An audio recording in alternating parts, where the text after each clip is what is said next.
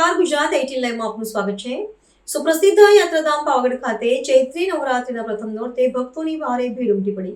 વહેલી સવારથી જ લાખો શ્રદ્ધાળુઓ કાળિકા માતાના દર્શન માટે પહોંચ્યા હતા। ભક્તો પગપાળા ચઢાણ કરી રહ્યા હતા, જ્યારે અનેક શ્રદ્ધાળુઓ રોપવે દ્વારા ડુંગર ઉપર પહોંચ્યા હતા। સમગ્ર પાવાગઢ ધામ ભક્તિમય માહોલથી ગુંજી ઉઠ્યું હતું અને જય કાળિકા માતાના જયઘોષ સાથે આસ્થા અને શ્રદ્ધાનો અનોખો દ્રશ્ય સર્જાયો હતો।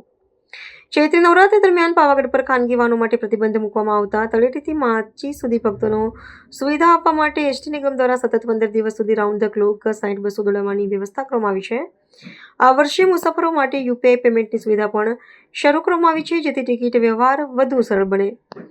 ભક્તોની સુરક્ષા સાથે કડક પોલીસ બંદોબસ્ત ગોઠવાયા છે। તળેટીથી જનીજ મંદિર સુધી લોખંડી સુરક્ષા વ્યવસ્થા સાથે કુલ 773 પોલીસ કર્મીઓ તૈનાત કરાયા છે, જેમાં ડીવાયએસપી, પીઆઈ, પીએસઆઈ, પોલીસ જવાનો, હોમગાર્ડ, જીઆરડી અને એસઆરપીનો સમાવેશ થાય છે। ઉપરાંત ડ્રોન સર્વેલન્સ દ્વારા પણ સતત નજર રાખવામાં આવી રહી છે। ખૂબ જ મોટી સંખ્યામાં મધ્યપ્રદેશથી ગુજરાતના વિવિધ ભાગોમાંથી આ માણસો આવતા હોય છે।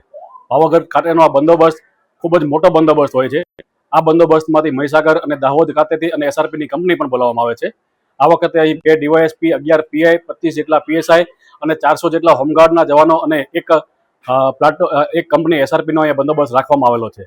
હાલમાં બંદોબસ્ત ખૂબ જ સારી રીતે ચાલી રહ્યો છે। લોકો પણ ખૂબ જ માતાજીના ભાવથી દર્શન કરી રહ્યા છે। મધ્યપ્રદેશથી આવતા લોકો પણ રસ્તામાંથી પોતાની જ્યોત લઈ અને પાછા પોતાના મંદિરમાં લઈ જાય છે અને ખૂબ જ શાંતિપૂર્વક પાછા ફરે છે અને ખૂબ જ સારી રીતે દર્શન કરે છે।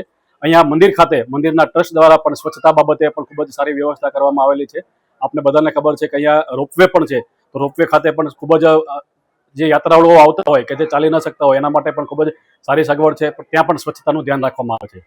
અમે આપના માધ્યમથી અહીં જે નીચેથી આપણે ઉપર આવીએ છીએ ત્યાં સુધી જે સ્ટોલવાળા છે એને અમે એક વિનંતી કરીએ છીએ કે રસ્તામાં પોતે કચરો ન નાખે, પોતાનો કચરો પોતાની પાસે ડોલ રાખે, બાલ્ટી રાખે, કચરાપેટી રાખે અને કચરો ભેગો કરી અને જ્યારે એથી સફાઈ કામદારો જ્યારે નીચે જાય છે ત્યારે એની સાથે કચરો આપી દે અને સ્વચ્છતા જાળવવામાં તંત્રને અને ખૂબ જ મદદ કરે।